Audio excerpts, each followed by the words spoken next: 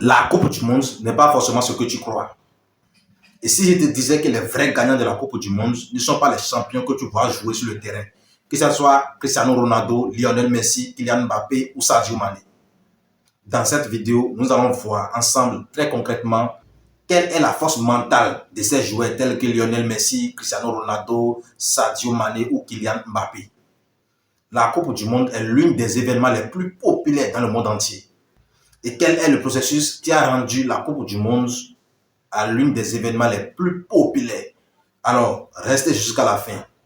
La Coupe du Monde n'est pas seulement une compétition sportive. Depuis près d'un siècle, la Coupe du Monde fait vibrer des milliards de personnes à travers la planète. Chaque 4 ans, le monde s'arrête presque pour suivre des nations.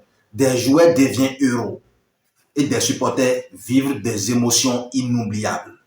Mais derrière les buts, derrière les célébrations, derrière les trophées, se cache une vérité. Car aujourd'hui, la Coupe du Monde n'est pas seulement une compétition sportive. C'est une industrie mondiale qui génère des milliards d'euros, mobilise les plus grandes entreprises de la planète et influence même des stratégies économiques et politiques de certains pays. Alors, une question mérite d'être posée. C'est qui les réels gagnants de cette Coupe du Monde? Alors, les vrais gagnants de la Coupe du Monde sont-ils des champions qui jouent sur le terrain? Avant de parler d'argent, de sponsors ou de business, la Coupe du Monde n'a pas été le gigantesque événement que nous connaissons aujourd'hui. Son histoire commence en 1930. Alors, la FIFA décide de créer un tournoi international unique qu'on va appeler la Coupe du Monde. Pour la première édition, seulement 13 équipes ont participé. Rien à voir avec les 48 nations que nous connaissons aujourd'hui. Sur le cycle de 2019 à 2022, la FIFA a généré plus de 7 milliards de dollars de revenus. On a également des chaînes de télévision. Les diffuseurs investissent des énormes sommes pour obtenir des droits de retransmission. Est-ce que vous savez pourquoi? Parce que la Coupe du Monde attire des audiences exceptionnelles. Plus l'audience est importante, plus les espaces publicitaires valent cher. C'est une opportunité rare dans le monde des médias. Et ensuite, nous avons les sponsors mondiaux. On a Coca-Cola, on a Adidas, on a Visa, on a Nike et bien d'autres qui investissent des centaines de millions d'euros dans la compétition. L'objectif n'est pas forcément le football. L'objectif, c'est d'attirer votre attention. Pendant la Coupe du Monde, ces entreprises profitent d'une énorme visibilité mondiale qu'aucun espace publicitaire ne peut offrir. Et ensuite, on a les plateformes numériques. Aujourd'hui, la Coupe du Monde ne se regarde pas uniquement à la télé. On a TikTok, on a YouTube, on a Facebook et bien d'autres. Chaque vidéo, chaque partage génère du trafic pour ces entreprises-là. Le football produit du contenu, le contenu produit de l'attention et l'attention produit de l'argent. Quand un pays accueille la Coupe du Monde, il ne le fait pas uniquement pour le football. En réalité, il s'agit d'un investissement stratégique. Prenons l'exemple du Qatar. Le Qatar est un petit pays avec moins de 3 millions d'habitants qui est déjà riche grâce au pétrole et bien d'autres. Son objectif principal, ce n'était pas de gagner de l'argent directement à la Coupe du Monde.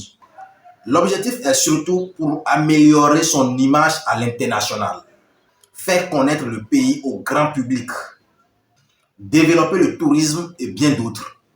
En réalité, le Qatar utilisait la Coupe du Monde comme une gigantesque publicité mondiale.